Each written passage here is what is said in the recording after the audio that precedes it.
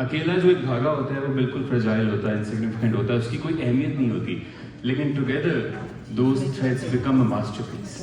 آج میں اور آپ ایسے ہی ایک ماسٹر پیس کے بارے میں بات کرنے کے لیے یہاں پہ موجود ہیں, جسے we are going to create together انشاءاللہ. یہاں پہ I would like to take you on a journey, and this story is not just about hope. It's about how kindness can transform a life. ہم جب جو میرا profession ہے, ہمیں بہت ساری ڈفرینٹ جگہوں پہ کام کرنے کا موقع ملتا ہے. ہم بڑے بڑے محلوں میں بھی شوٹ کرتے ہیں, چھوٹے چھوٹے گھروں میں بھی شوٹ کرتے ہیں, بڑی لمبی شاہراہوں پہ بھی شوٹ کرتے ہیں, تنگ سی گلیوں میں بھی شوٹ کرتے ہیں. I still remember I was shooting 2-3 سال پرانی بات ہے, ایک بہت تنگ سی گلی سے گزر کر جانا پڑتا تھا اور ایک لوکیشن تک پہنچنا ہوتا تھا, اور وہاں پہ جو سب سے زیادہ چیلنج ہوتا تھا شوٹ کرنے کا وہ یہ تھا کہ وہاں پہ بہت شور ہوتا تھا بچوں کا, اور جیسے ہی اسکول سے چھٹی ہوتی تھی بچے گلی میں کھیلنے آ جاتے تھے اور بہت شور کرتے تھے, اور جو ہمارے ڈائریکٹر صاحب ہیں وہ بہت غصہ کرتے تھے اور شور مچاتے تھے, اپنی ٹیم کو بچوں کے پاس بھیجتے تھے, انہیں خوب ڈانٹتے تھے. اور ان میں سے ایک بچہ تھا امان کو دیکھنے کا بہت مزہ آتا تھا, کیونکہ مجھے بہت شوق ہے کرکٹ کا. By the way I am sure آپ لوگوں کو بھی بہت دلچسپی ہوگی, تبھی ہم سب یہاں پہ عمران خان صاحب کی وجہ سے موجود ہیں, اور مجھے اس کو دیکھنے کا بہت مزہ آتا تھا.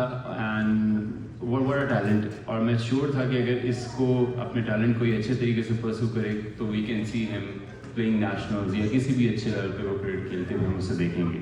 Any way I am the class clown when I am working on set, کیونکہ ہمارا کام بہت ڈرائی ہوتا ہے, and I really like teasing people, fun کروں, مزے کروں. تو جو ڈائریکٹر کا اور امان کا جو ٹام اینڈ چیری لگا ہوتا تھا, مجھے بہت مزہ آتا تھا وہ دیکھنے کا. روز ایک کیوس ہوتا تھا سیٹ پہ, وہ چیخ رہے ہوتے تھے کہ چپ کراؤ ان بچوں کو, جا کے پکڑو, یہ کون ہے, اس کو لے کر آؤ, اسے میں بتاتا ہوں کرکٹ کیسے کھیلتے ہیں. وہ بہت غصہ کرتے تھے اور میں بہت انجوائے کرتا تھا. خیر اسپیل پہلا ختم ہوا, اور دوسرا اسپیل جب شروع ہوا تو تقریباً کوئی 1.5 مہینہ گزر چکا تھا. And when I came to the set تو everything was looking hunky dory. سب کچھ بہت سکون سے ہو گیا, کوئی آڈیو کا پرابلم نہیں ہوا, بہت ایک کام سا ایٹماسفیئر لگ رہا تھا سب کو. ڈائریکٹر صاحب بہت خوش تھے, اگر کوئی ناخوش تھا تو وہ میں تھا, کیونکہ میں مس کر رہا تھا وہ جو ایک ٹام اینڈ چیری چل رہا ہوتا تھا ہر دفعہ سیٹ پہ. خیر ایک دن گزرا, دوسرا دن بھی ایسے ہی آرام سے گزر گیا, اور تیسرے دن I started missing امان. اور میں باہر نکلا اور مجھے اس کا ایک دوست نظر آیا, اور میں نے اس سے پوچھا کہ یار تم لوگ آج کل کرکٹ نہیں کھیل رہے ہو, میں تو بہت بور ہو گیا ہوں. تو اس نے بتایا نہیں, وہ ایکچولی امان کی طبیعت ٹھیک نہیں ہے. تو میں نے کہا بچوں کی طبیعت تو خراب ہوتی رہتی ہے, ایسی کیا بات ہوگی کہ یار تم لوگوں نے کرکٹ کھیلنا ہی چھوڑ دیا. سو ہی ٹولڈ می کہ نہیں, وہ امان نہیں کھیلے گا. اور جب میں نے انکوائر کیا کیوں نہیں کھیلے گا, تو اس نے مجھے بتایا کہ امان کو کینسر ہو گیا. That was a complete shocker for me. I still remember کہ اس دن ہم سیٹ پر بہت ڈپریس تھے, ایک عجیب قسم کا سیڈ سا ماحول تھا. And that day I realized کہ وہ فیملیز جو اس جنگ سے گزر رہے ہوتے ہیں, اس سارے پروسیس سے گزر رہے ہوتے ہیں, ان کے لیے کتنا تکلیف دہ ہوگا کہ ہم لوگ جو بالکل ایک فیملی کے لیے انجان ہیں, ہم کبھی ملے بھی نہیں ہیں, کبھی جانتے بھی نہیں ہیں, ان کو اتنا زیادہ یہ چیز افیکٹ کر رہی ہے. وہ دن مجھے آج بھی یاد ہے, سیٹ کا بہت ٹفسٹ ڈے تھا. میرا کوئی تعلق شوکت خانم سے اتنا پرانا نہیں ہے, لیکن جتنا بھی ہے وہ بہت اوتھینٹک ہے اور بہت گہرا ہے.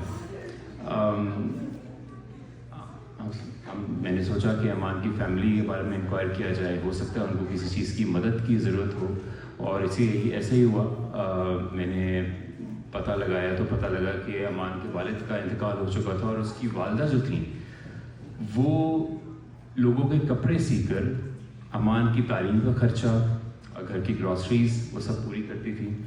اور I can still imagine Hare reaction کہ جب ان کو پتہ لگا ہوگا کہ ان کے بیٹے کو, جو ان کا ایک ہی بیٹا ہے, اس کو کینسر ہے, اور اس کا ٹریٹمنٹ کتنا ڈیفیکلٹ ہے, کتنا کاسٹلی ہے. اور جب میں ان کے گھر پہ وہاں پہ گیا تو ان کا تقریباً سب کچھ ہی بک چکا تھا, اور ابھی انہوں نے اپنی سلائی مشین سیل پہ لگائی ہوئی تھی جس کے تھرو وہ اپنی انکم جنریٹ کرتی تھی. میرے ایک جاننے والے تھے جو کنیکٹڈ تھے شوکت خانم کے ساتھ. میں نے امان کی والدہ کو ان کے ساتھ کنیکٹ کروایا. لیکن ان صاحب کا وہ بالکل آپ ہی کی طرح تھے, جو بغیر کسی مقصد کے, بغیر کسی ذاتی فائدے کے یہاں پہ موجود ہے جیسے آپ لوگ. وہ بالکل ان کا پوائنٹ آف ویو ایسا ہی تھا, اور انہوں نے کہا کہ ایک ماں کے پاس یہ چوائس ہی نہیں ہونی چاہیے کہ یا تو وہ اپنے بچے کا پیٹ پال سکے یا اس کی زندگی بچا سکے. اینڈ ہی ڈونیٹڈ ٹو شوکت خانم اس کے علاج کے لیے. ٹوڈے امان is just not alive, he is thriving cancer free, اور وہ پرسو کر رہے ہیں اپنے ڈریمز کو. اور آپ آئی ایم شیور اگر کسی نیشنلز میں اس نام کا بچہ دیکھیں گے تو آپ کو یہ کہانی ضرور یاد آئے گی انشاءاللہ. ابھی ڈاکٹر صاحب نے کچھ بلڈنگس دکھائی تھی, لاہور, پشاور,